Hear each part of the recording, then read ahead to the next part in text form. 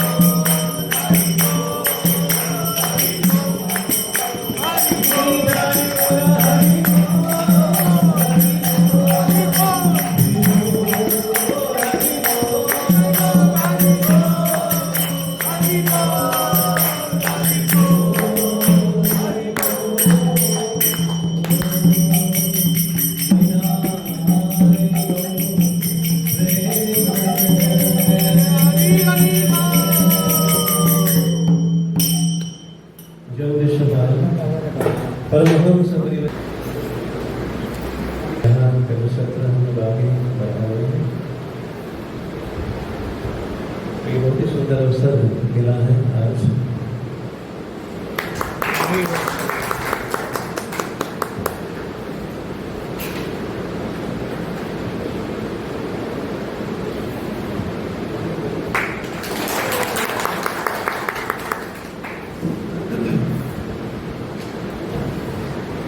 तो जैसे मैंने कहा ये बहुत ही सुंदर अवसर है, प्राप्त हुए हैं। अब ऐसे कितने लोग पहली बार आए, फर्स्ट टाइम? 2 लोग फर्स्ट टाइम है। इन दोनों के लिए कुछ हरि बोल बोलेंगे जोर से? हरि बोल। हरि बोल। ये प्रार्थना करते हैं This should not be the first time and the last time। ये पहली और अंतिम बार नहीं होना चाहिए, आते रहना चाहिए। Thank you so much. तो आज का जो हम लोग टॉपिक जो शेयर कर रहे हैं, मेरे ख्याल से आज जो हम लोग भागवत गीता यथारूप का पहला अध्याय का पहला श्लोक हम लोग ले रहे हैं, राइट? Is it clear? तो आप में से कितने लोग इंग्लिश समझने में थोड़ा दिक्कत है? कितने लोग? ओके, 2 3। ओके, मैं भी वैसे ही हूँ। और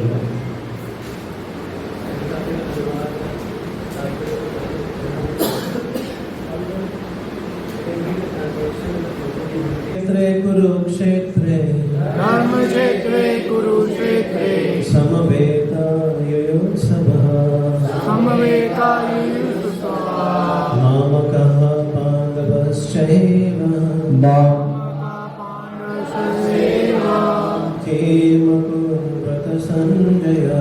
किं कुर्वत सञ्जय? धर्मक्षेत्रे कुरुक्षेत्रे समवेतायुत्सवः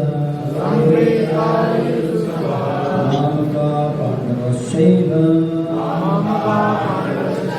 किं कुर्वत सञ्जयः?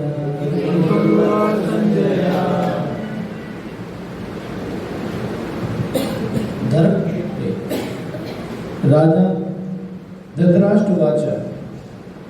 सभी रिपीट करेंगे मेरे पीछे। धृतराष्ट्रवाच। राजा धृतराष्ट्र ने कहा, धर्म क्षेत्रे धर्म भूमि तीर्थ स्थल में कुरुक्षेत्र नामक स्थान में समवेतः एकत्र मेरे पक्ष पुत्रों पांडु के पुत्रों ने च तथा एव निश्चय किया अकुर्वत किया संजय हे संजय। अनुवाद इस प्रकार से है। धृतराष्ट्र ने कहा, हे संजय, धर्मभूमि कुरुक्षेत्र के युद्ध की इच्छा से एकत्र हुए मेरे तथा पांडु के पुत्रों ने क्या किया? तात्पर्य: श्रीमद् भगवद गीता एक बहुत प्रतिष्ठित अस्तित्व विज्ञान है जो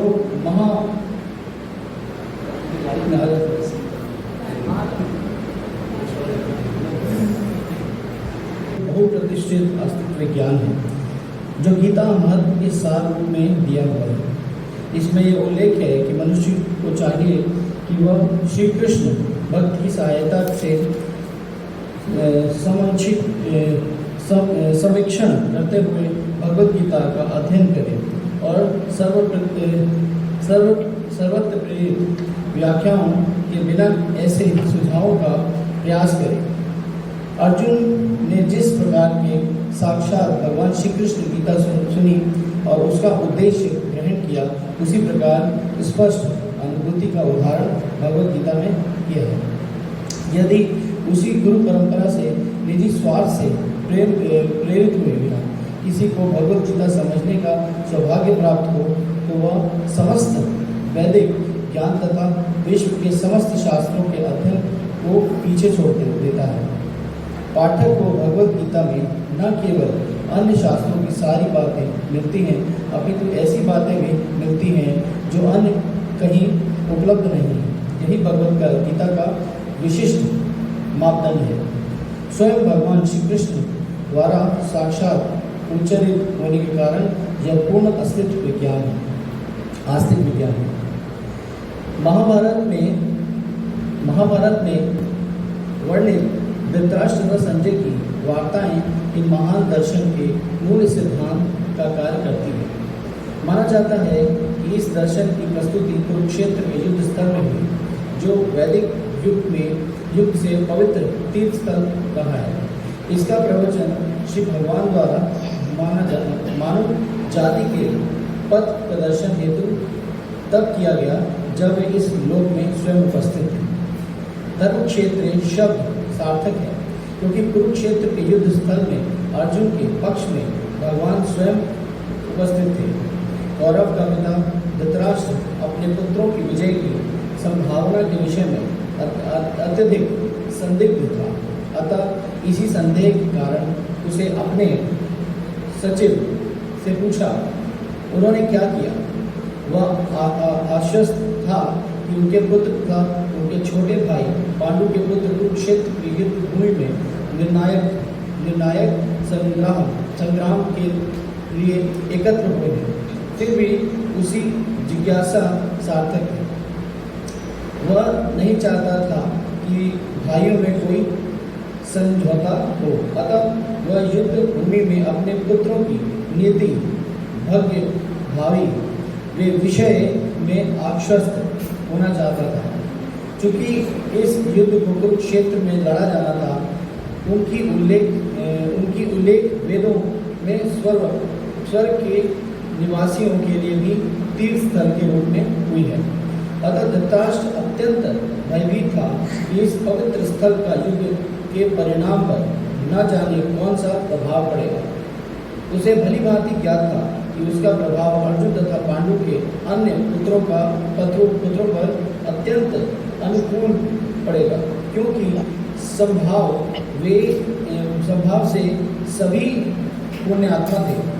संजय श्री व्यास का शिष्य था, अतः उनकी कृपा से संजय धृतराष्ट्र के कक्ष में बैठे बैठे कुरुक्षेत्र के युद्ध का दर्शन कर रहा था। इसीलिए धृतराष्ट्र ने उससे युद्ध स्थल की स्थिति के विषय में पूछा। पांडव तथा धृतराष्ट्र के पुत्र दोनों ही एक वंश से संबंधित थे, किंतु यहाँ पर धृतराष्ट्र के वाक्य से उनके मानव भाव प्रकट होते हैं। उसने जानबूझकर अपने पुत्रों को कुरु कहा और पांडु के पुत्रों को वंश के उत्तराधिकारी से विलग कर दिया। अतः इस तरह पांडु के पुत्रों अर्थात अपने भतीजों के साथ धृतराष्ट्र की विशिष्ट मन स्थिति समझी जा सकती है। जिस प्रकार धान के खेत में अवांछित पौधे को उखाड़ दिया जाता है, उसी प्रकार इस कथा में आरंभ से ही ऐसे आशा की जाती है कि जहाँ धर्म के पिता श्री कृष्ण उपस्थित हैं, वहाँ कुरुक्षेत्र रूपी खेत में दुर्योधन आदि धृतराष्ट्र के पुत्र रूपी अवांछित पौधों को समूल नष्ट करके युधिष्ठिर आदि नितांत धार्मिक पुरुषों की स्थापना की जाएगी। यहाँ कुरुक्षेत्र तथा कुरुक्षेत्र शब्द की उसी ऐतिहासिक तथा वैदिक महात्मा के अतिरिक्त यही सार्थक है। हरे कृष्ण।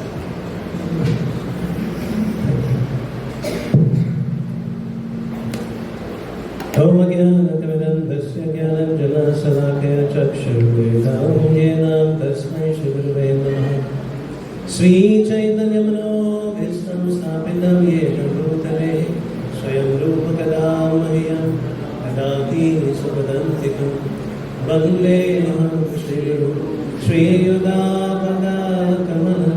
श्रीगुरून् वैष्णवांश्च श्रीरूपं साग्रजातं सहगना रघुनाथं वितं तं सदेवं साद्वैतं सावधूतं परिजनसहितं कृष्णचैतन्यदेवं श्रीराधा कृष्णपादां सहगना तं सदेवं साद्वैतं सावधूतं परिजनसहितं कृष्णचैतन्यदेवं श्रीराधा कृष्णपादां सहगना ललिता श्रीविशाखान्वितां च हे कृष्णा करुणा सिन्धु दीनबन्धु जगत्पते गोपेश गोपिकान्त राधाकान्त नमोऽस्तुते तप्त कंचन गौरंगी राधे वृंदावनेश्वरी विश्वभानुसुते देवे प्रणमामि हरिप्रिये वंशकल्पतरुभ्यश्च कृपा सिन्धुभ्येव च पतितनां वदेभ्यो वैष्णवेभ्यो नमो नमः।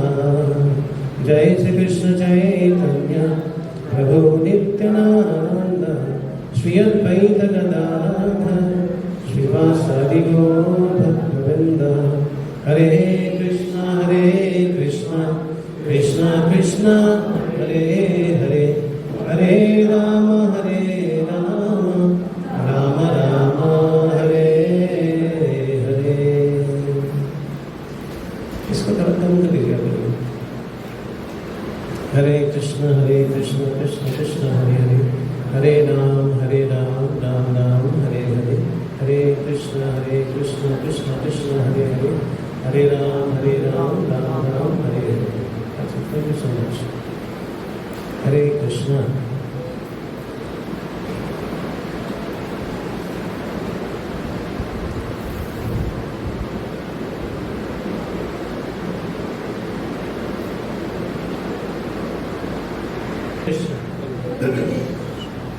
तो भागवत गीता यथारूप सब लोग पढ़ने जा रहे हैं और आशा यही करता हूँ कि आप लोगों ने भागवत गीता पढ़ लिए होंगे। कितने लोग पढ़ लिए भागवत गीता? हाँ, मैंने वीडियो कर रहे भागवत गीता। ओके, आज सही है। मतलब ये आज के जो सत्र है केवल मैं ही नहीं बोलूँगा, आप लोग भी बोलेंगे क्योंकि आप लोग ने पढ़ लिए हैं। तो question and answer more would be taking place. Are we ready? Hari बोल। ओके, तो सर्वप्रथम क्विक क्वेश्चन। भागवत गीता जो है शब्द अपने आप में इनका क्या मीनिंग है? What is the meaning of Bhagavad Gita? मुझे पता है, हाथ में पढ़ते हैं जल्दी 2 मिनट में ये रिवाइज करेंगे। एक हाथ पीछे खड़े हैं, ओके, बाकी लोग 2 खड़े हैं, ओके। माता जी बताइए।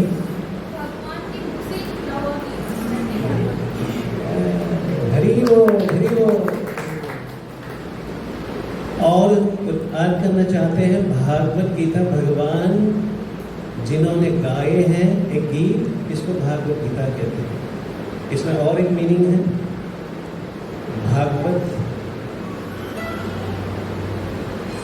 ओके, जो जिस व्यक्ति के अंदर 6 ऐश्वर्य संपूर्ण मात्रा में पाए जाते हैं उसको भगवान कहा है। विधि देखिए, जिस व्यक्ति के अंदर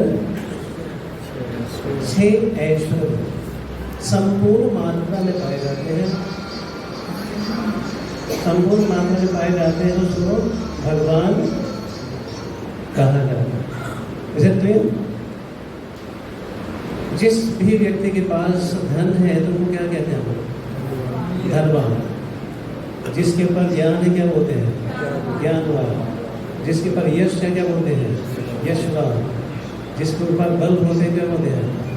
तो जो 6 ऐश्वर्य संपूर्ण मात्रा में जो यश है, जो बुद्धि है, विवेक है, जिनके पास सौंदर्य है, जिनके पास श्री है, जिनके पास पावर है और उनके पास संपूर्ण वैराग्य भी है, उसको भगवान कहा जाता है। राइट? तो यहाँ पर भागवत गीता ऐसा नहीं है कि कोई भी रास्ते से निकल करके खड़े हो गए और भागवत गीता कहने लगे।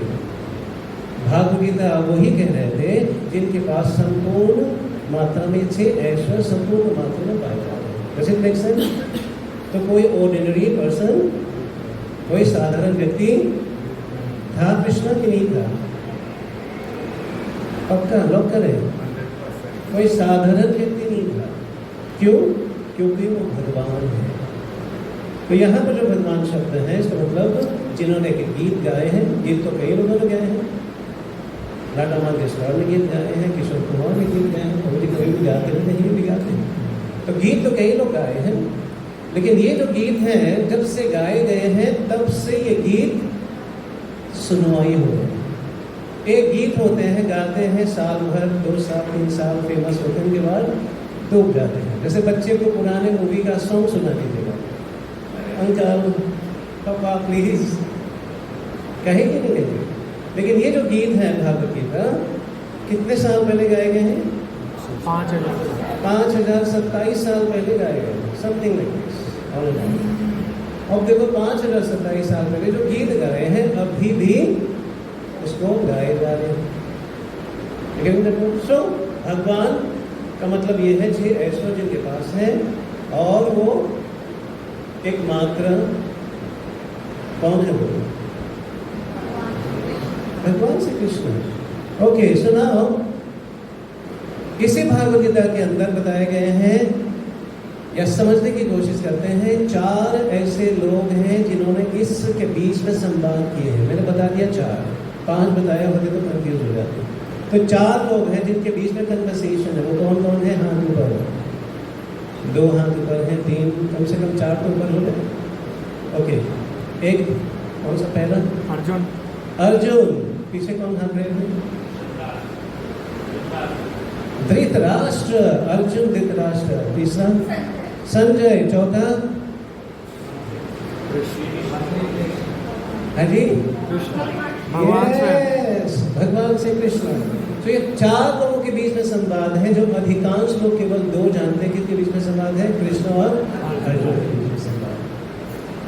तो ये 4 लोगों के बीच में संवाद है, कृष्ण, अर्जुन, धृतराष्ट्र और संजय, राइट। ये जो भागवत गीता जो है वो कहाँ पे कहे गए थे? कुरुक्षेत्र। कहाँ पे है? भारत में। विदेश में कहाँ पे है?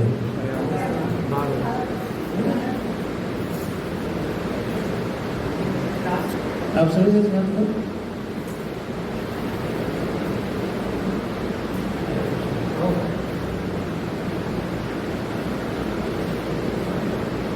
तो भागवत गीता जो है कुरुक्षेत्र मैदान में कहे गए हैं। कुरुक्षेत्र मैदान कहाँ पे है? हरियाणा में है। और यहाँ पे रेडियो कहे ये भागवत गीता, कई लोगों का ये तर्क होता है। कौन सा तर्क होता है? ये भागवत गीता एक जगह, ये एक व्यक्ति, ऐसा कुछ नहीं है। ये सब क्या है? ये सब क्या है? ये सब शरीर में चल रहा है।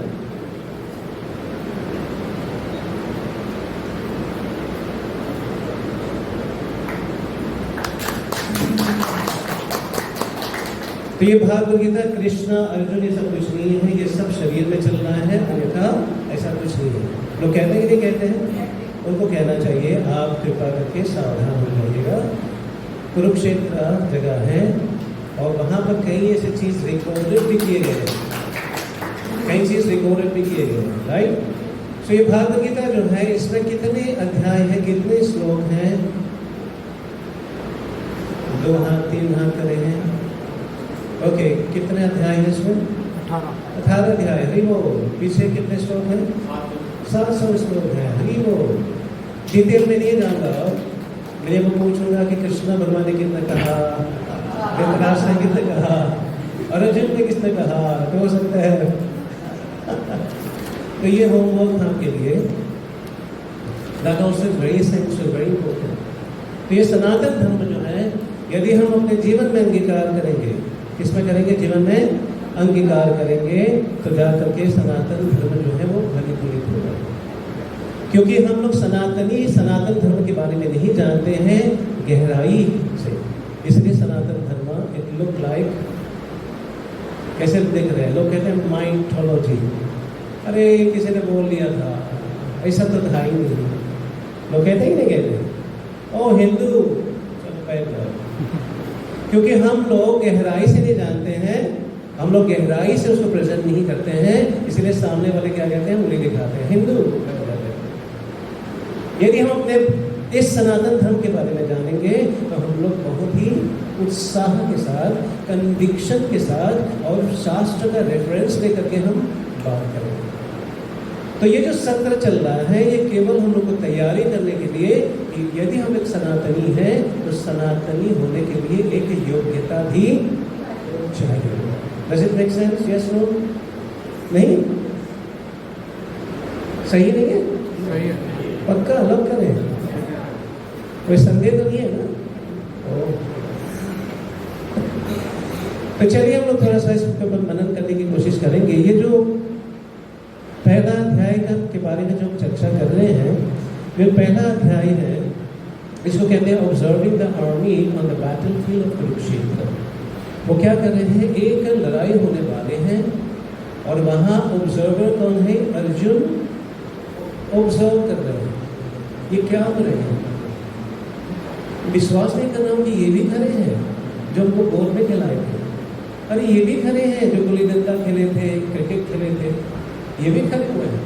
तो अर्जुन क्या करें, ऑब्जर्व करें। इस अध्याय को क्या कहा गया है कि यहाँ पर ऑब्जर्वेशन चल रहा है, किनके द्वारा, अर्जुन। Is it clear? तो अर्जुन जो ऑब्जर्व कर रहे हैं, ये जो अध्याय है इसमें कई स्टेजेस है, कई विभाजित है, इसमें कई श्रेणी है, इसमें उनको समझने की कोशिश करते हैं। भागवत गीता जो है ये समझना पड़ेगा, भागवत गीता भगवान ने क्यों कहा है, क्योंकि भागवत गीता हमारे लिए एक मैनुअल बुक है जो हमको क्या देगा, मैनुअल बुक क्या देता है। मोबाइल खरीदते हैं तो क्या मिलते हैं साथ में, एक मैनुअल, उससे क्या होता है, उससे क्या मिलता है, मार्गदर्शक ग्रंथ होते हैं, मार्गदर्शक बुक कहते हैं कि हमको क्या करना चाहिए, कैसे करना चाहिए और कब करना चाहिए। ये भागवत गीता से हम लोग सीखेंगे। Does it make sense? Yes, no? बोलिए हरि बोल। हरि बोल। तो ये जो भागवत गीता है हम लोग के लिए इतने जरूरी है, कितने, जैसे सांस हम लोग लेते हैं, सांस कितना जरूरी है। कभी सोचा हम लोगों ने सांस लेते हुए कि मैं सांस ले रहा हूँ, नहीं, लेकिन उनके बिना रह पाएंगे। हाँ बोल रहे बोलिए, अच्छा ना बोला भी, इनके बिना नहीं पाएंगे। वैसे ही यदि हम लोग भागवत गीता का इनके जो तत्व है भागवत गीता को नहीं जानेंगे, नहीं समझेंगे, तो जीवन वैसे ही निरर्थक हो जाएगा जैसे प्राण, जैसे वायु नहीं, ऑक्सीजन नहीं। Does it make sense? तो ये विभाजित कैसे किए गए हैं, तो यहाँ पर बताए गए हैं कि किस प्रकार ये जो कुरुक्षेत्र मैदान में यहाँ जो इकट्ठे हुए हैं, तो यहाँ विभाजित किए गए हैं कि युद्ध की तैयारी, पहले क्या चीज है, युद्ध की तैयारी। तो यहाँ युद्ध की तैयारी का एक जो कंसेप्ट हमको समझना चाहिए, जो इन अंडरस्टैंडिंग समझना चाहिए, युद्ध हमारे मन में हर समय चल रहा है। सहमत इस बात से? हरि बोल। तो ये युद्ध समझना पड़ेगा कि ये युद्ध क्या है, किसके बीच में युद्ध है। आप ऐसे कोई बोलना चाहेंगे कि हमारे मन में कौन सा युद्ध चल रहा है, which kind of war it is happening, it is displaying in our mind, हमारे मन में कौन सा युद्ध चल रहा है। युद्ध चलता है जो भक्ति में तेजी से आगे बढ़ने का प्रयास करेगा, भौतिक संसार में आगे बढ़ने का प्रयास करेगा, ये द्वंद्व हमेशा रहता है। राइट, हाँ जी। किस वजह से सुखी हो सकते हैं। ओके, तो ये लड़ाई चल रहे हैं सुख और दुख के बीच में। ये लड़ाई चल रहे हैं कि हम भगवान का भक्ति करें या ना करें, कैसे करें। और कोई आज करना चाहते हैं, ये युद्ध का क्या मतलब है। हाँ जी, अपने अंदर जो विकारें चल रहे हैं उससे युद्ध चल रहा है। ये जो शत्रु दुश्मन जो हम लोग कहते हैं, वो दुश्मन कौन है। आप लोग उंगली दिखाइए, हाथ दिखाइए, इसे जिसमें दिखा रहा हूं। अभी आप गिनती करके बताइए आपकी और उंगली कितना है?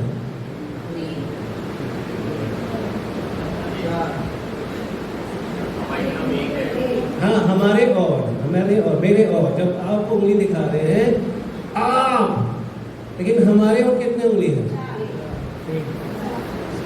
3.5 3.5 हुए ना, ठीक है।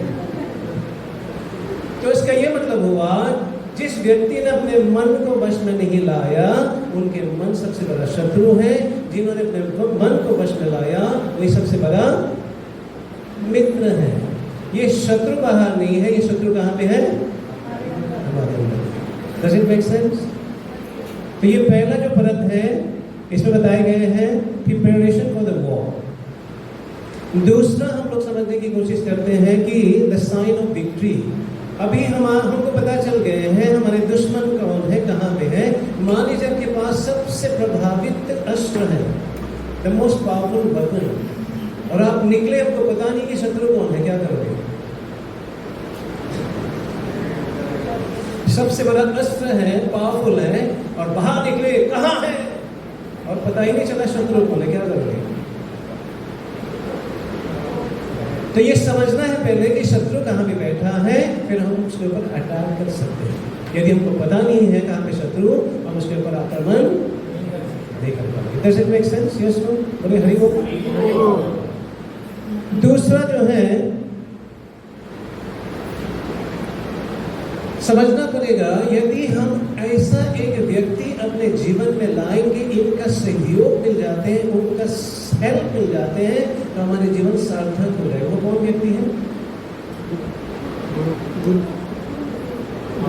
गुरु। यस, गुरु एक्सटेंडेड फॉर्म पे है।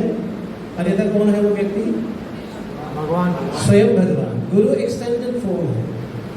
गुरु जो है वो एक व्याख्या के समान, एक पोस्टमैन के समान है, जो कृष्ण भगवान का जो शिक्षा है उसको लेकर के एज इट इज एक दूसरे को पहुंचाते हैं।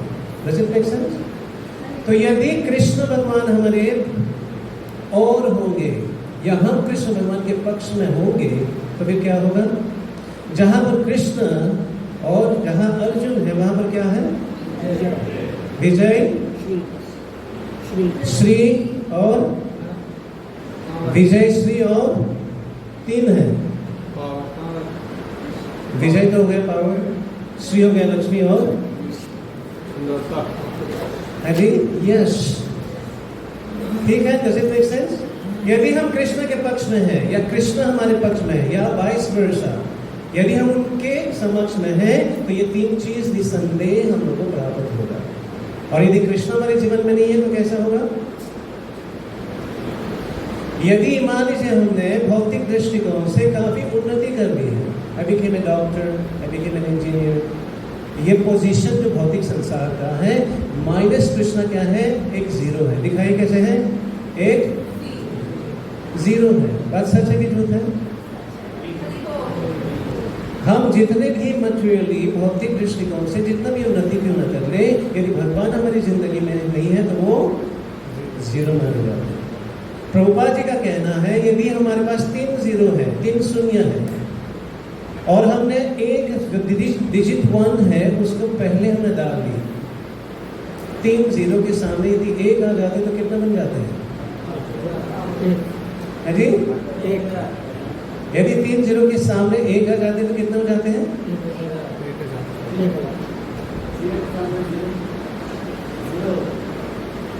आप समझ रहे हैं? आप यदि लिख रहे हो 3 0 पहले से है, उनके सामने में 1 डालेंगे तो क्या होगा? 1000। यदि आप उनके सामने 3 0 लिखे हैं, उनके बाद में यदि 1 डालेंगे तो कितना होगा? 1। हमारे पास भौतिक दृष्टिकोण से जितना भी हमने उन्नति की है वो 1 बहुत बड़ा 0 है। यदि कृष्ण अपने जीवन में ऐड करेंगे तो क्या होगा? यदि भौतिक दृष्टिकोण से ही हमारी पोजीशन है तो ये क्या होगा? मल्टीप्लाई होगा। यदि पोजीशन 2 है तो 100 होगा, 3 है तो 1000 हो जाएगा, 4 है तो 10,000 हो जाएगा। हरि बोल। आप समझिए इस बात को? तो ये तीसरा लेवल पे है। चौथे लेवल में हम देखेंगे कि अर्जुन जो है इसी अध्याय में 5 उनका कारण है जो अर्जुन लड़ाई नहीं की। कितने कारण? 5 कारण है। तो 5 कारण हमारे जीवन में भी 5 के साथ और एक कारण आ जाते हैं। 6 कारण है जो हम लोग निर्णय लेने में असमर्थ हो जाते हैं। वो कौन कौन से हैं? हमारे जीवन में हमारे अंदर 6 प्रकार के ऐसा चीज है जो इसको यदि प्रोत्साहन करेंगे, इसको यदि हम बढ़ाएंगे, इसको पोषण करेंगे, यदि इसको हम बचा करके रखेंगे तो ये हमारा खंडन करेगा। 6 चीज क्या है? काम, क्रोध, लोभ, मोह, मद और मत्सर्य। आप समझे इस बात को? नहीं समझे? इस बात को समझे? यदि ये 6 शत्रु हमारे अंदर है, इसको पोषण करेंगे। इसको पोषण कैसे किए जाते हैं?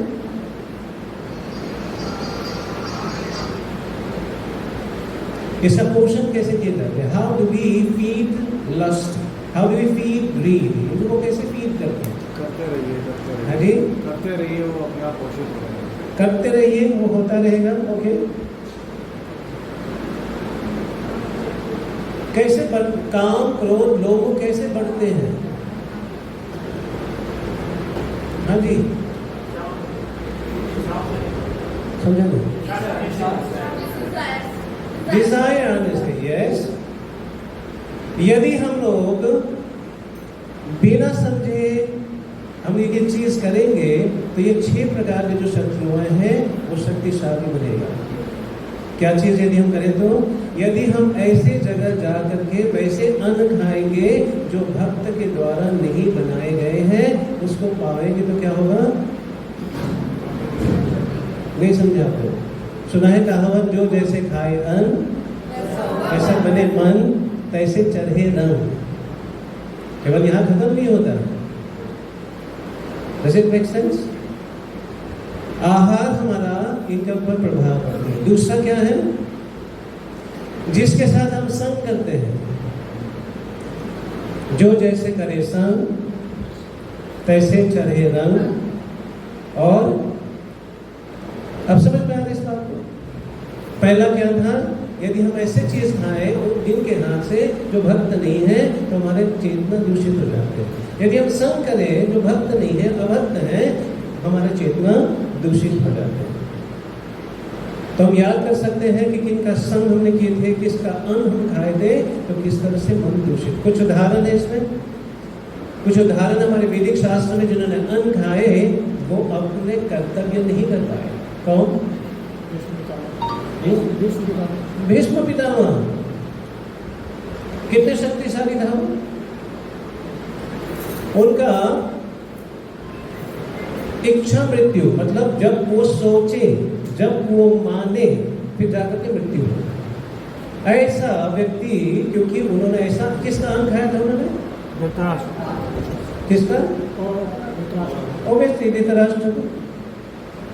तो उनके अन्न खाने से भी क्या हुआ? धृतराष्ट्र में क्या प्रॉब्लम था? What was the problem in Dhritarashtra? नियत सही नहीं था। जिस व्यक्ति का नियत सही नहीं था, जब हम कहते हैं नियत सही नहीं है तो इसका मतलब क्या है? थोड़ा बारीकता में जाने की कोशिश करें। यदि हम कहते हैं नियत सही नहीं है, इसका मतलब 4 चीज इसके अंदर कमी है। कितने चीज कमी है? सुनाई नहीं पड़ा? 4 चीज। कौन कौन सा है?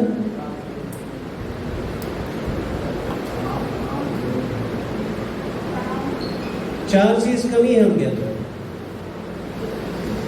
उनके अंदर दया नहीं है, इनके अंदर स्वच्छता नहीं है, इनके अंदर तपस्या नहीं है, इनके अंदर सत्यता नहीं है। समझे इस बात को? ये 4 जो है इसको वो धर्म का पाया बताया गया, द लेग ऑफ धर्म। जो धर्म है इसी 4 पाए के ऊपर टिका हुआ है। यदि ये पाया टूट जाए तो धर्म बिखर जाता है, अधर्मी बन जाते हैं। आप समझ रहे इस बात को? तो ये जो 4 पाया है, ये 4 जो धर्म का जो स्तंभ है, ये कैसे टूटता है? कैसे टूटता है? ये 4 जो स्तंभ है कैसे टूटता है?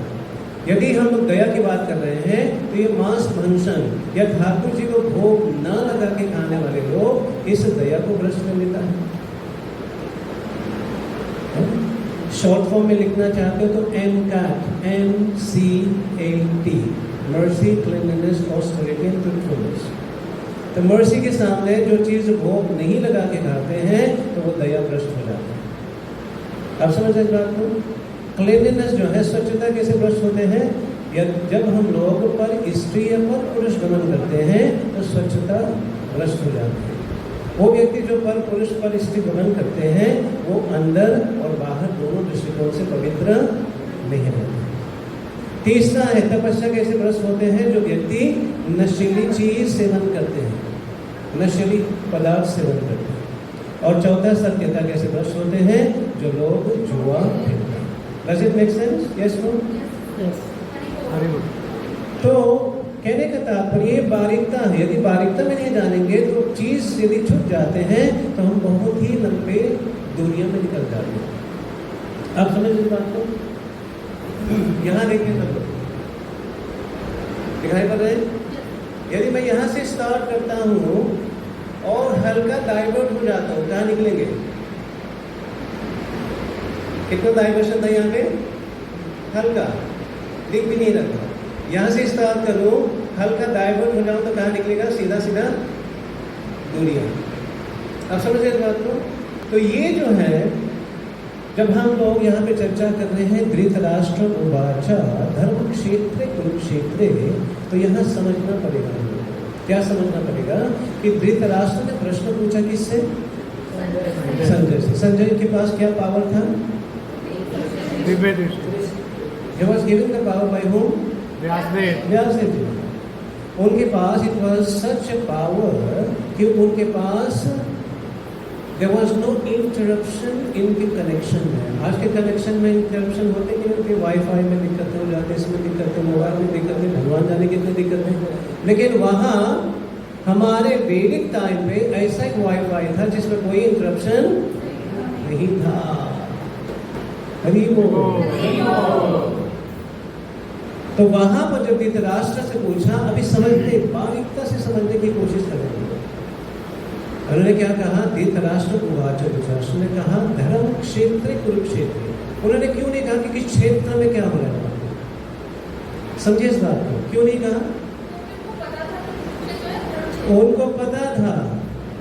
सबसे बड़ा जो दिक्कतें हैं, जब पता होने के बाद भी हम लोग कुछ गड़बड़ करते हैं तो उनका पाप कई गुना हो जाते हैं। पुलिस है और एक आम व्यक्ति है, दोनों चोरी करता है, एक आम व्यक्ति का सजा कम होगा, पुलिस का ज्यादा होगा। Yes no? Yes no? क्यों? दोनों तो मानव है। लेकिन पुलिस जो है उनको सुरक्षा देना चाहिए था, उन्होंने सुरक्षा नहीं दिया, एक ये भ्रष्ट कर लिया। अब समझे ना? यदि हम जान जाते हैं कि ये नियम है और पालन जानबूझ करके हम नियम को तोड़ते हैं तो हमको कई गुना पाप लगेगा। आप समझ रहे इस बात को? समझ में आ रहे? भाई ऊपर से तो नहीं निकलना। आप समझ? धृतराष्ट्र उवाच धर्म क्षेत्र। तो वहां धर्म, ये धर्म क्षेत्र कैसे बन गया? कोई उंगली डालेगी वही धर्म बन जाएगा, धर्म हो जाएगा। तो वहां पिछले बार प्रभु जी ने समझाए थे, बताए थे कि धर्म क्षेत्र क्यों है, कि वहां कितने धर्म के कार्य हुआ है, राइट? तभी तो बने। तो इसमें असंख्य वहां पे देखेंगे उस क्षेत्र में बहुत ही, यहाँ पर जब वहां पे कृष्ण और जो गोपियां थे मिले थे, किस कारण मिले थे वहां पे? कुरुक्षेत्र में कृष्ण और गोपियां मिले थे वहां पे, क्या कारण था?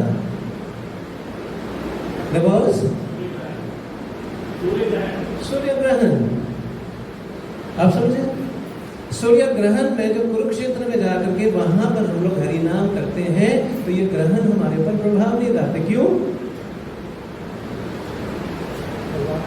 क्योंकि ये ऐसा एक जगह है जहां पर धर्म जीवित है। अब समझ इस बात को। एक धार्मिक स्थल पे जब जाते हैं तो उनका प्रभाव हमारे ऊपर पड़ता है। कौन सा प्रभाव पड़ता है? पॉजिटिव प्रभाव पड़ता है, सकारात्मक प्रभाव पड़ता है। Does it make sense? तो धर्म क्षेत्र कुरुक्षेत्र, तो यहाँ पर जब धृतराष्ट्र ये पूछ रहे थे, धृतराष्ट्र के मानसिक, उनका जो मन का जो गति था वो कैसा था? Was he a person, was he situated in a right direction और रॉन्ग डायरेक्शन? क्या रॉन्ग था उसके अंदर? जब उन्होंने कहा, जब उन्होंने पूछा कि मेरे जो पुत्र हैं और उन्होंने क्या कर दिया बीच में? Divide and rules. उनको क्या कहना चाहिए था कि हमारे पुत्र क्या करें? उन्होंने क्या कहा कि मेरे पुत्र और पांडु के पुत्र क्या करें? तो जब भी हम कोई कन्वर्सेशन करते हैं, जब भी हम किसी से मिलते हैं, वार्तालाप होते हैं, समूह में होते हैं, तो यहाँ पर मैं ही नहीं होना चाहिए। क्या होना चाहिए? हम। कहावत सुना होगा आपने, unite we stand, divide we fall. यदि हम संगठित होते हैं तो हम खड़े हो सकते हैं, यदि संगठित नहीं होंगे तो टूट जाते हैं। ये भी सुना हम लोगों ने, the family which pray together are most likely to stay together. जो परिवार मिल करके भगवान की आराधना करते हैं वो संगठित रहते हैं। यहाँ पर धृतराष्ट्र ने क्या किया? ये कनिक मेंटालिटी है कि मेरा पुत्र, उन्होंने विभाजित पहले से कर दिया। जब पहली शुरुआत में विभाजन उन्होंने कर ली तो बाकी चीज में क्या होगा? थोड़ा सा डाइवर्ट हो गया तो कहाँ निकला? धर्म और अधर्म में क्या अंतर है? धर्म में और अधर्म में क्या अंतर है? धर्म अधर्म में क्या अंतर है?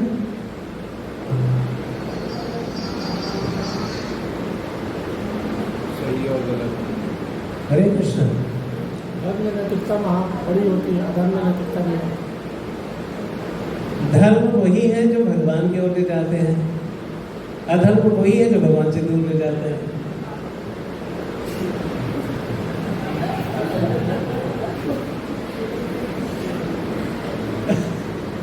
बात सच है।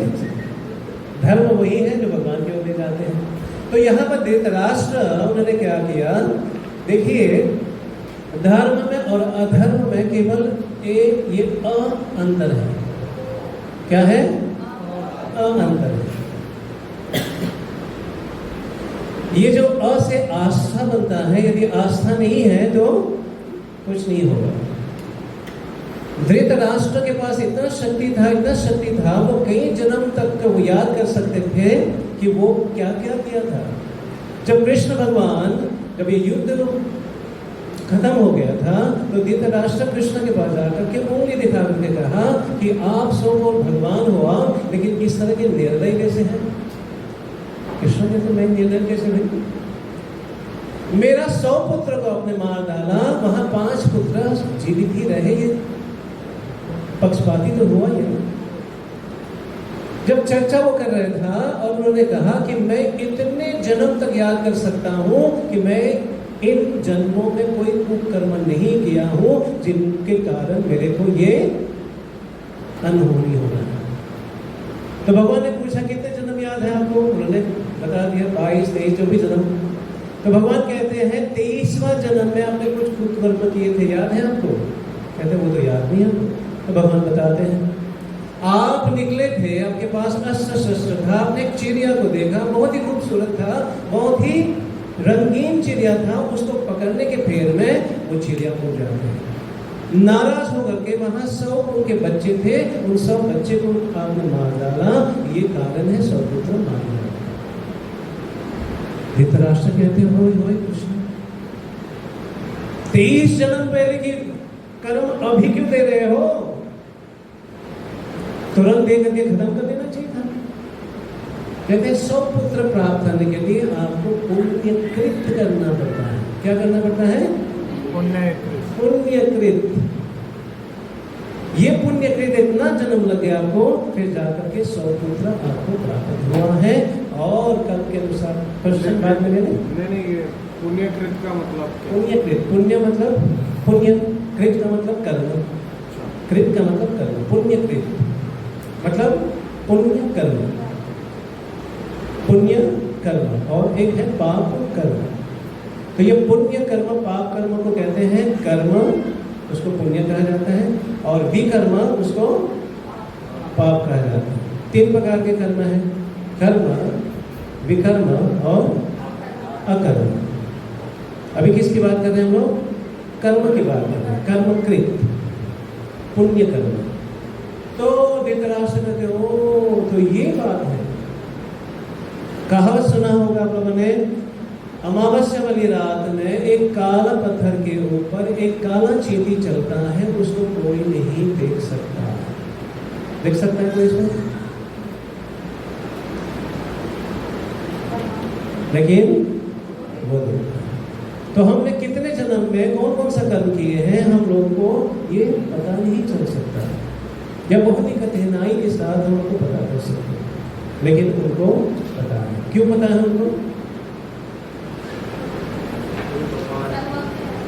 सर्वज्ञ है, यस, वो सर्वज्ञ है। 2 लोगों को पता है, इस जो क्षेत्र है ये 2 लोगों को जानकारी होते हैं। ये जो शरीर है ये 2 लोग जानते हैं के बारे में। कौन कौन? आत्मा और परमात्मा। Is it clear? आत्मा जो है उनका एक लिमिटेशन है, वो कितने दूर तक जान सकते हैं? भूख लगे हैं, प्यास लगे हैं, ऐसा बोल गया वैसा बोल गया मन, राइट? लेकिन परमात्मा, इसीलिए आत्मा को अनु कहा जाता है और परमात्मा को विभु कहा जाता है। Does it make sense? तो ये जो धृतराष्ट्र कह रहे थे, धृतराष्ट्र शुरुआत से ही उन्होंने क्या किया, कनिंग मेंटालिटी लेकर के वो वहां पे गए। अच्छा, सब में से वो बड़े थे। जब बड़े लोग कुछ ऐसे कुकर्म करते हैं तो क्या होता है, आगे जाकर के खंडित होता है। जिनका 100 पुत्र है और वहां पर 5 पुत्र हैं, दोनों के बीच में लड़ाई होगा तो किसका जीत होता है? आम दृष्टिकोण से 100 पुत्र। लेकिन 100 पुत्र होने के बावजूद भी 5 पुत्र से पराजित हो गए। ऐसा क्यों? क्योंकि वो अधर्म के पक्ष में था। अधर्म के पक्ष में कितने शक्तिशाली क्यों ना हो, अधर्म का पराजित पक्का ही होगा। इसलिए आज के जो सत्र में हमको ये समझना पड़ेगा, धृतराष्ट्र को जो है उनका मेंटालिटी कैसा था? उनका मेंटालिटी कैसा था? अधर्म वाला मेंटालिटी था। तो अधर्म जहां पे होगा वहां सर्वनाश होता है। तो ये समझना अति आवश्यकता है, क्योंकि अर्जुन जो 5 पांडव हैं, जब दुर्योधन और अर्जुन भगवान से कुछ मांगने गए थे। कहाँ गए थे? भगवान के पास गए थे कुछ मांगने के लिए। तो अर्जुन जा करके वहां भगवान के चरण कमल पे बैठ जाते हैं, और दुर्योधन क्या किया? जब भगवान जगे वहां पे तो भगवान ने किसको देखा पहले? अर्जुन को। आप और हम जगते तो कहाँ देखते? ऊपर देखते या सामने देखते? सामने देखते। तो किसको दिखाई पड़ा? अर्जुन। ओ Arjun, how come you here? What's the purpose? क्या चाहिए? कहते केशव। तो पीछे से कौन आवाज दिया? ओ केशव, मैं भी हूँ, उससे पहले आया था। कहते आप पहले आए होंगे लेकिन देखा मैंने तुम्हें। दुर्योधन तो दुर्योधन था, बाप 1 नंबरी तो बेटा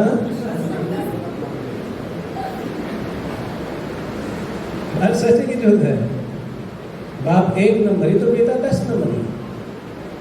कहते ऐसा नहीं है मैं पहले आया था। अरे वो छोटे हैं थोड़ा सा। अच्छा ठीक है, बोल रहे तो कर। तो यहाँ पर समझने, देखिए मेंटालिटी, हमारा जो चेतना है समझने की कोशिश करें।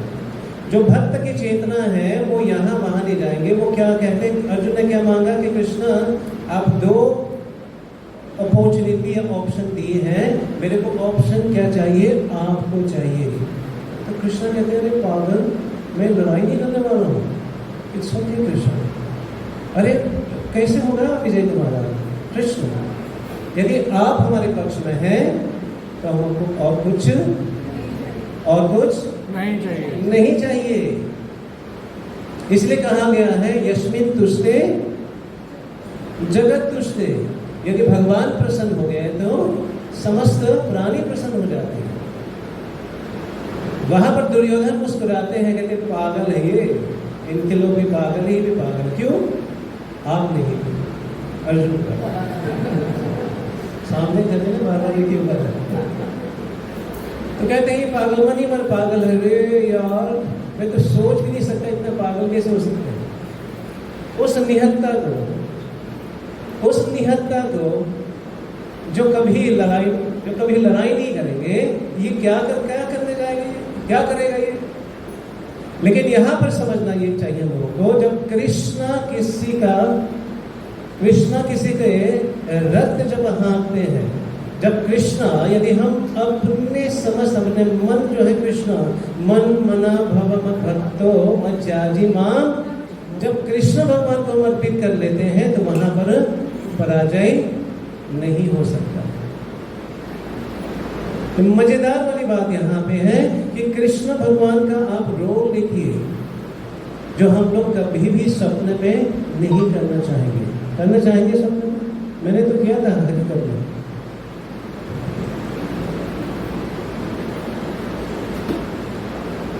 प्रभु जी साक्षी है। आप समझ रहे, कृष्ण भगवान जग के नाथ होने के बावजूद भी अर्जुन का रथ हाँके। क्यों? कृष्ण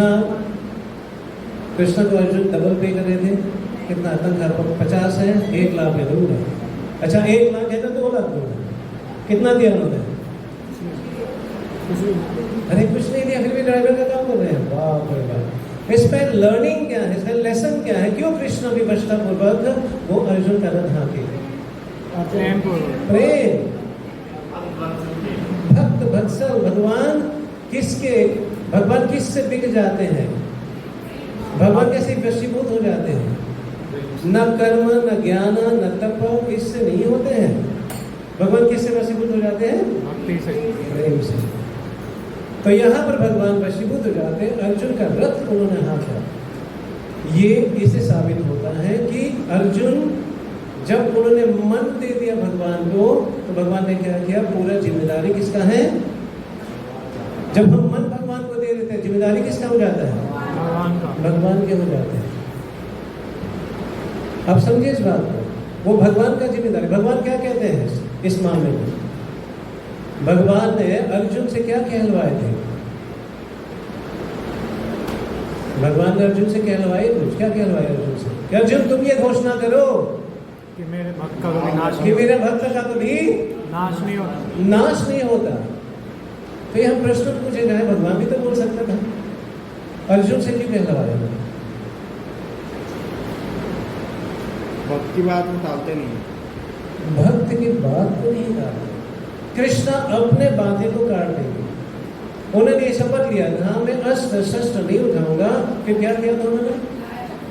उठा लिया, भाग लगे, मेरे को कोई लेना देना नहीं है, मेरे को कौन, मैं तो चोर हूं। लेकिन फिर भी लोग जय जयकार करते, बोलो माखन चोर भगवान की जय। चोर का भी जय जयकार, भगवान कसम किया। यदि उनके भक्त यदि कुछ कह लेते हैं तो भगवान क्या हो जाते हैं? वो हाँ, इसलिए भगवान जो है क्या बने? अर्जुन का साथी है। उस समय तो 12 बज गए, विराम देते हैं अभी नहीं, तो और क्या है?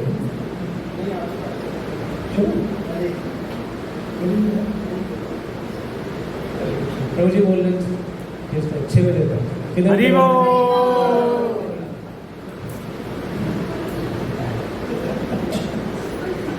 और इस वक्त पीछे बैठा तो नीचे के पीछे निकल जाते हैं। शांति ही रहता हूँ। आप समझ इस बात को? तो यहाँ पर भगवान ने क्या किया? अर्जुन का रथ हाँके। क्यों? क्योंकि जो व्यक्ति के मन में कपट है, इसलिए प्रभुपाद जी बहुत ही सुंदर कहा। प्रभुपाद जी ने क्या कहा? प्रभुपाद जी ने कि जिसके मन में कपट है या जिसके मन में सरलता नहीं है, वो भगवान को आकृष्ट नहीं कर सकते। जिसके मन में क्या नहीं है? सरलता नहीं है। ये सरलता का तात्पर्य क्या है? कौन बताना चाहेंगे? और कोई सरलता? पीछे दो ही लोग बोल रहे हैं, एक पीछे का आगे। सरलता का तात्पर्य क्या है? हाँ जी, हाँ, सरलता का मतलब द्वेष ना करना। ओके, अब जो भगवान के शरणागत है। जो भगवान के शरणागत हैं वो सरलता। ओके, और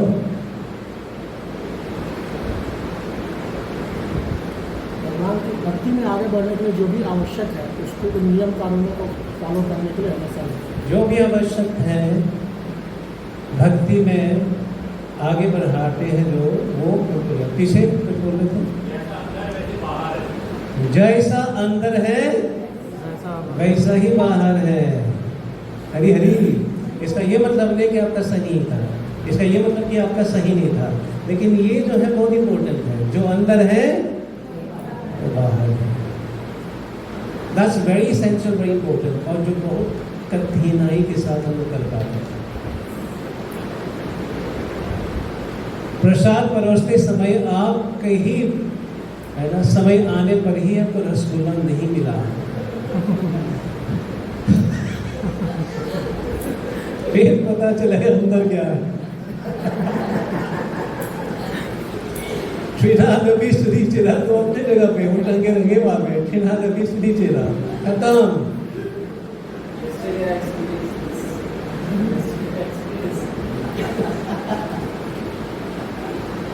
जो अंदर है, अब समझे इस बात को, जो अंदर है वो बाहर है। शबरी के अंदर था कुछ कि मेरे प्रभु को खट्टा नहीं मिलना चाहिए। अब कोई मशीन तो नहीं था कि मशीन में डाले टी टी टी टी खट्टा टी टी टी टी, नहीं। क्या किया उन्होंने? चक्के। जो अंदर था मेरे प्रभु को खट्टा नहीं मिलना चाहिए, सरलता। उन्होंने सोचा नहीं कि ये झुट्टा है कि क्या है, मेरे प्रभु को खट्टा नहीं खाना चाहिए, बस। आप समझे इस बात? तो जो अंदर है, यानी इस प्रिंसिपल में हम लोग काम करते हैं। यदि हम और आप डॉक्टर के पास जाते हैं और अंदर की बात नहीं बताते हमको, क्या क्या परेशानी चल रही है, डॉक्टर क्या करेगा? किडनी निकाले, इसका इसके किडनी में दिक्कत है।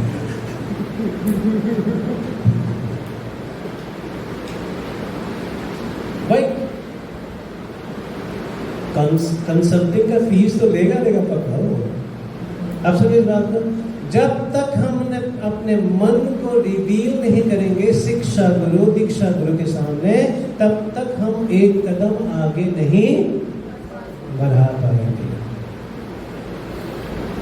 धृतराष्ट्र जो है वो कभी भी अपने मन को क्या करके रिवील नहीं किए कि हमारे मन में क्या दशा चल रहा है।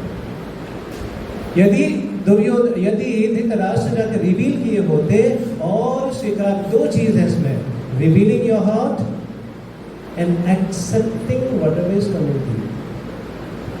एक है दिल के बारे में बताना कि जब करते समय पता नहीं क्या क्या हो रहे हैं, ये करते समय पता नहीं क्या क्या हो रहे हैं।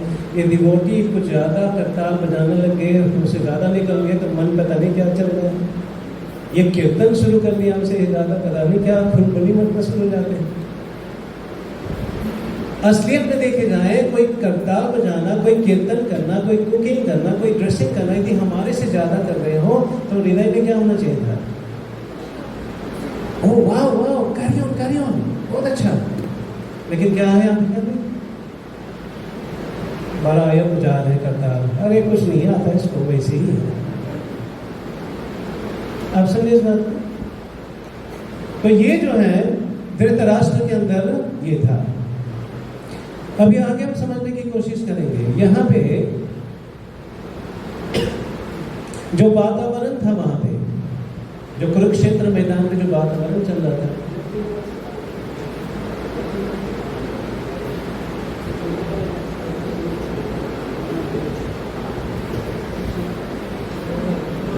आप समझ इस बात को? तो यहाँ पर हम लोग थोड़ा सा करके समझने की कोशिश करते हैं। तो द बैटल फील्ड, ये जो कुरुक्षेत्र मैदान की चर्चा कर रहे हैं, ये एक दर्पण के समान है। किसके समान है? सुन रहे हैं? दर्पण के समान है। ये दर्पण में क्या क्या हो सकता है? दर्पण में जब धूल इकट्ठे हो जाते हैं तो हम लोग देख पाते हैं अपने आप को, देख पाते अपने आप को? क्यों? दिखते हैं लेकिन धुंधला दिखेगा। शीशे में यदि धूल है तो कैसे दिखेंगे? धुंधला दिखेगा तो सही। तो ये जो कुरुक्षेत्र मैदान है, यहाँ पर एक दर्पण के समान खड़े होकर के ये पता चल जाते हैं कि कौन कितने पानी के अंदर है। कहावत सुना आप लोगों ने कि जब 1000 लोगों के बीच में व्यक्ति जब बोलना शुरू कर लेते हैं, फिर परखना शुरू कर लेते हैं ये व्यक्ति कितना स्मार्ट है और कितना बुद्धू है। बात सच है कि नहीं है? जब व्यक्ति बोलना शुरू कर लेता है फिर परखते हैं। तो यहाँ पर जब धृतराष्ट्र बोलने लगे तो फिर एक ही श्लोक बोल करके उन्होंने ये साबित कर दिया कि वो कितने ईर्ष्यालु व्यक्ति हैं। ये 6 जो हमारे शत्रु हैं हमारे जीवन के अंदर, एक जो है अवगुण जो है वो भगवान की सेवा में नहीं लगाए जा सकते हैं, बाकी 5 लगाए जा सकते हैं। कौन कौन सा है वो?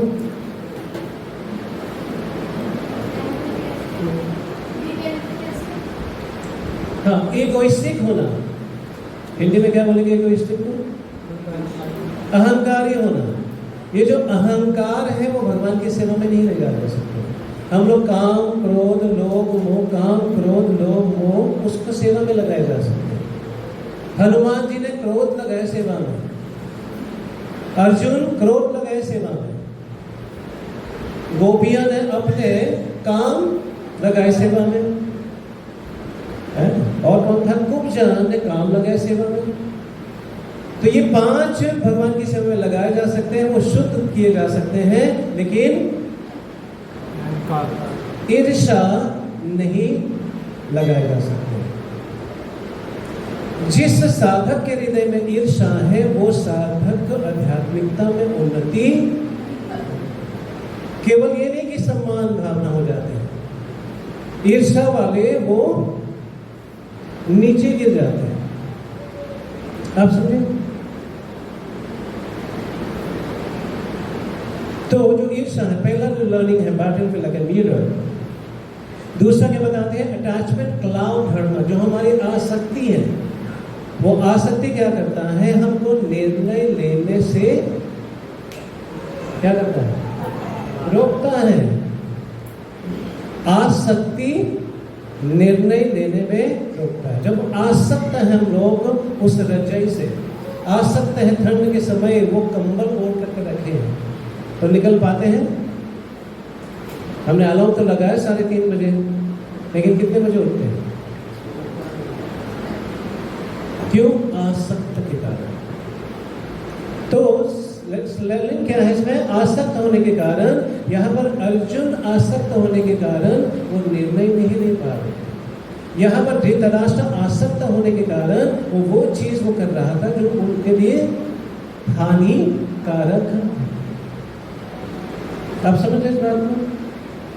तो जिनके कारण यहाँ पर जो अटैचमेंट होता है, ओवरली अटैच।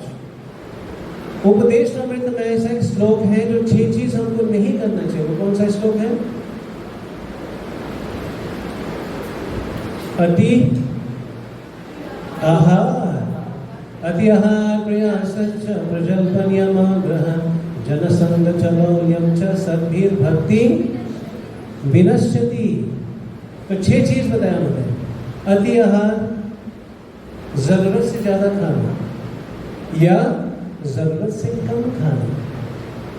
समझ रहे इस बात को? जरूरत से ज्यादा खाना और जरूरत से कम खाना, उसमें क्या होगा? आप योगी नहीं बन सकते। अति आहार प्रयासश्च, प्रयास के पीछे ये भी चाहिए, दिल मांगे मोर, और चाहिए और चाहिए और चाहिए, तो उसमें शांति मिलता है? शांति मिलता है। अति आहार प्रयासश्च प्रजल्प, बहुत ही फेमस है ये प्रजल्प। सहा नहीं जाता प्रभु, जब तक कैसे रुको उसको, बोलना ही बोलना पड़ता। अति आहार प्रयासश्च प्रजल्प नियमाग्रह, भक्त हो गए हैं, तिलक धारण कर लिए हैं, उसको पालन क्यों कर रहे हैं? आध्यात्मिकता को उन्नति करने के लिए नहीं, अपने ही ईगो को संतुष्ट करने के लिए। किसको करने के लिए? ईगो को संतुष्ट करने के लिए। आप समझे इस बात को? तो अति आहार प्रयासश्च प्रजल्पनेमाग्रह जन संग चलो, ऐसे व्यक्ति के साथ संग करो जो आपको आध्यात्मिकता में नहीं ले जाते। वो कौन व्यक्ति है? शुद्ध भक्ति। जो हाँ, तो ये जो है हम लोगों को क्या करना चाहिए? We have to be very very cautious. और यहां पर समझना है कि हमारा सीख क्या है इसमें। जब तक हम आध्यात्मिकता का आश्रय नहीं लेंगे तब तक हमारे ऊपर एक आवरण होगा जो हम लोग निर्णय नहीं ले पाएंगे। आध्यात्मिकता का आश्रय का मतलब क्या है? एक एग्जाम्पल बताए गए हैं। कृष्ण, बोलिए कृष्ण सूर्य समान, कृष्ण सूर्य समान और माया है अंधकार। कृष्ण सूर्य समान, माया है अंधकार, जहां कृष्ण तहां। कितना सुंदर एग्जाम्पल है कि यदि हम सूर्योदय हो गए हैं, हम लोग किरण में, सूरज की किरण में हम लोग खड़े हैं, तो वहां अंधकार को कोई प्रश्न नहीं है। तो यदि हमने धर्म की पक्ष लिए हैं, भक्त के संग लिए हैं, तो वहां पर क्या होगा? माया का प्रभाव नहीं पड़ेगा। Does it make sense? माया का प्रभाव नहीं पड़ेगा। तो यहाँ पर धृतराष्ट्र से हम लोग को क्या सीख रहे हैं? धृतराष्ट्र से, धृतराष्ट्र का सीख यही है कि धृतराष्ट्र जो है वो शुरुआत से उनका क्या था? एक तरफ उनका लक्ष्य था। क्या लक्ष्य था उनका? क्या? केवल मेरा। जहां पर मैं आता है वहां पर बात बनता है कि बिगड़ता है? बिगड़ता है। तो धृतराष्ट्र ने शुरुआत में, तो फिर उन्हें समस्त चीज उन्होंने बिगाड़ डाली। ऑल राइट, तो यहाँ पर विराम देना चाहेंगे। Thank you so much.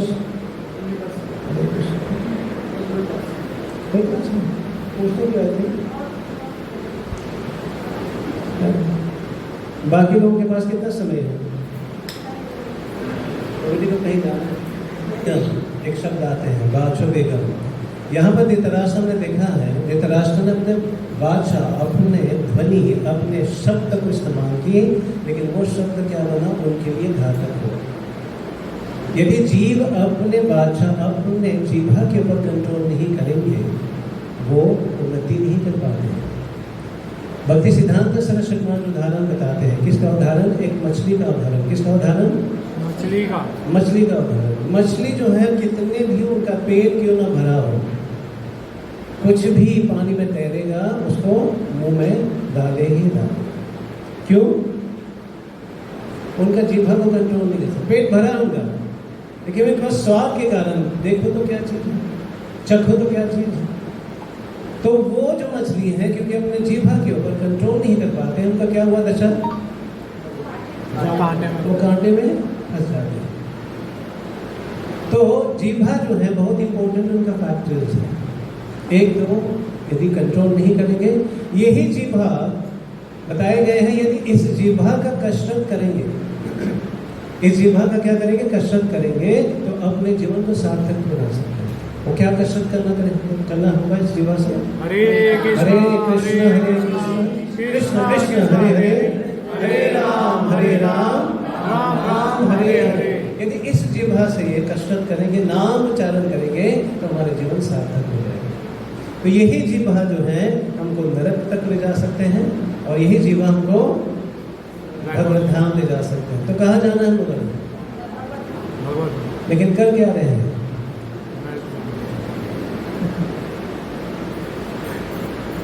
चलो, लक्ष्य अच्छा है, उस लक्ष्य की ओर हमको निकलना चाहिए। उस लक्ष्य की ओर क्या करना चाहिए? निकलना चाहिए। तो यहाँ पे जब तक हम लोग को गाइड नहीं मिले, जब तक हम लोग को गाइड नहीं मिलेगा तो क्या होगा? मान लीजिए आप और हम गाड़ी चला रहे हैं और हमको पता नहीं रास्ता हमको पता नहीं है, और हम चले जा रहे हैं, किसी से पूछताछ नहीं करेंगे, तो क्या होने वाला है? पक्का। यदि हम लोग जिज्ञासा नहीं करेंगे, तद विधि प्राणपतेन परिप्रश्नेन। यदि हम जिज्ञासा नहीं करेंगे तो क्या होगा? भटक जाएंगे। यदि हम लोग कृष्ण भावनामृत में आ करके और यहाँ से भटक जाते हैं तो हमारा नुकसान है कि बहुत बड़ा नुकसान है? बहुत बड़ा नुकसान। इसलिए आध्यात्मिकता को अंगीकार करने के बाद यहाँ पूरा कोशिश यही करना चाहिए कि हमारा पतन ना हो। आध्यात्मिकता में आने के बाद पतन होता है तो बहुत बड़ा इंसेक्ट बात हो जाते हैं, बहुत बड़ा दूरियां हो जाते हैं। इसमें कोई संदेह नहीं है कि जितने भी हम लोग भजन साधन की है, जितने भी नाम जप की है, जितने भी श्लोक उच्चारण किए हैं, जितने संत किए हैं, जितने प्रसाद पाए हैं, इसका कोई खनन कोई नहीं कर सकता। इसका कोई, क्योंकि ये हमारे परमानेंट एसेट है। क्या ये परमानेंट एसेट है। स्वल्पमपि धर्मस्य त्रायते महतो भयः। थोड़ा सा ही धर्म के कार्य करने से क्या होगा? बहुत बड़ा खतरा से हमको बचा देगा, बहुत बड़ा खतरा से बचा देगा। तो ये जो है एक बहुत इंपॉर्टेंट है, बहुत इसेंशियल है। कभी कभी हम लोग केवल अच्छी चीज सुनने से ही हम कुछ अच्छा चीज ग्रहण कर सकते हैं। क्या एक व्यक्ति गलत तरीके से ड्राइव किया, एक्सीडेंट हो गया, ऐसा कुछ सीख है हमारे लिए? व्यक्ति गलत तरीके से, रेड लाइट था, ट्रैफिक लाइट था और उन्होंने उसी में निकाल लिया, तो क्या सीख है उससे? कैसे शिक्षा ले सकते हैं? इनडायरेक्ट एजुकेशन निकालना कि उससे उल्लंघन नहीं करना चाहिए। जो उल्लंघन करेंगे उसको, तो ज्ञान जो है दो तरीके से प्राप्त कर सकते हैं। ज्ञान जो है, जैसे भागवत है, भागवत गीता भी दो प्रकार के होते हैं। कृष्ण भगवान ने अर्जुन को कहा कि क्या चीज करना चाहिए, और कृष्ण भगवान ये भी कहा कि क्या चीज नहीं करना चाहिए। जो सज्जन व्यक्ति है वो दोनों तरफ से सीख लेते हैं। वो जो गलत चीज हो रहे हैं आसपास में, उससे वो शिक्षा लेता है। या हमारे से भी कोई गलत हो रहे हैं तो गलत से भी वो शिक्षा लेकर के वो आगे बढ़ सकते हैं। सीख जो है, यदि हम सीखना चाहते हैं, कौन है वो व्यक्ति जो सीखना चाहेंगे? Who is a person who would like to learn? जो जिज्ञासु है, जो जिज्ञासु है। Very nice. और जो विनम्र है, बहुत अच्छा। और जो प्रामाणिक, हाँ प्रामाणिक गुरु है। Very nice. और जो भक्ति की तरफ अग्रसर होना चाहिए, जो भक्ति में अग्रसर होना चाहिए। अग्रसर। और एक बहुत इसेंशियल पॉइंट है टॉलरेंट। हाँ, जब हम हृदय में इसको अंगीकार करते हैं कि मैं नहीं जानता हूं, मैं सीखूंगा। जिस दिन मेरे मन में आएगा कि मैं जानता हूं, मैं सीखूंगा,